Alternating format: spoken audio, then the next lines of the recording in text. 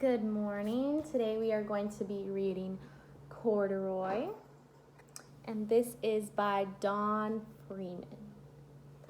I apologize if you hear a bunch of noise. Joey is going absolutely crazy. He's running back and forth all throughout the throughout the house, and he's being loud. So if you hear that noise, just ignore him. He's going crazy. Come on, Joey.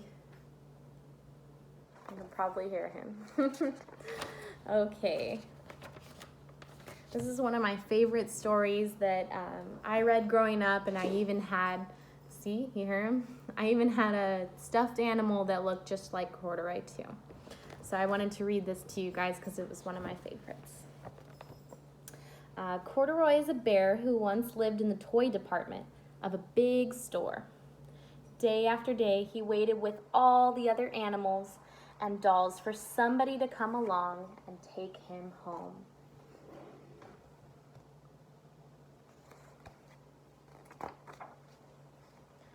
The store was always filled with shoppers buying all sorts of things, but no one ever seemed to want a small bear in green overalls. Then one morning, a little girl stopped and looked straight into Corduroy's bright eyes. "Oh, Mommy," she said, "look. There's the very bear I've always wanted." "Not today, dear," her mother sighed. "I've spent too much already.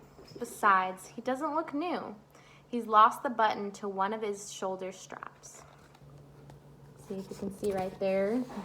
One of the buttons is missing. Do you guys hear him running back and forth? So crazy. Corduroy watched them sadly as they walked away. "I didn't know I'd lost a button," he said to himself. "Tonight I'll go and see if I can find it." Late that evening, when all the shoppers had gone and the doors were shut and locked, Corduroy climbed carefully down from his shelf and began searching everywhere on the floor for his lost button. Suddenly, he felt the floor moving under him. Quite by accident, he had stepped onto an escalator, and up he went. Could this be a mountain, he wondered? I think I've always wanted to climb a mountain.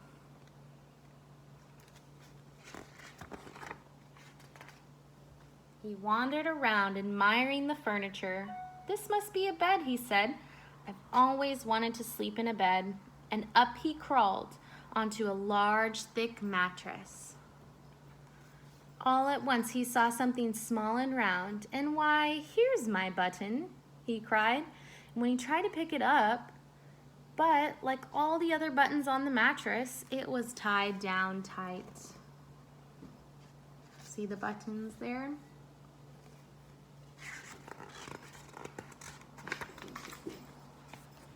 He yanked and pulled with both paws until, pop, off came the button, and off the mattress Corduroy toppled. Bang into a tall floor lamp. Over it fell with a crash. Corduroy didn't know it, but there was someone else awake in the store. The night watchman was doing his rounds on the floor about when he heard the crash. He came dashing down the escalator. "Now, who in the world did that?" he exclaimed. "Somebody must be hiding around here."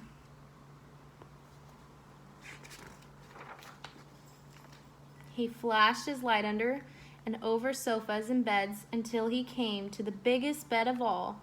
And there he saw these two fuzzy brown ears sticking up from under the cover. See right there? "Hello," he said. "How did you get upstairs?" The watchman tucked Corduroy under his arm and carried him down the escalator and set him on the shelf in the toy department with the other animals and dolls.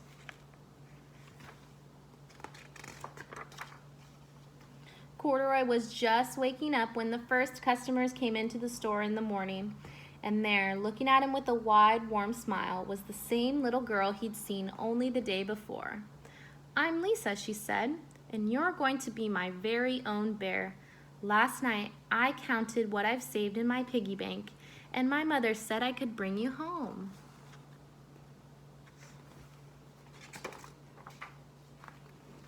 Shall I put him in a box for you? The sales lady asked. Oh no, thank you, Lisa answered, and she carried Corduroy home in her arms. She ran all the way up 4 flights of stairs into her family's apartment and straight into her own room.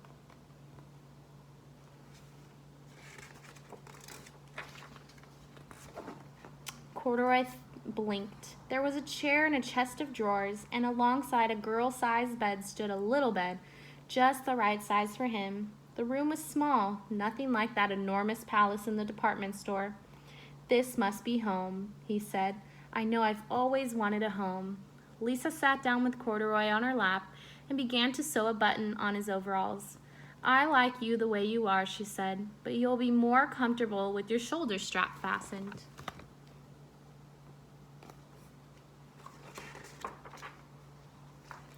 You must be a friend, said Corduroy. I've always wanted a friend.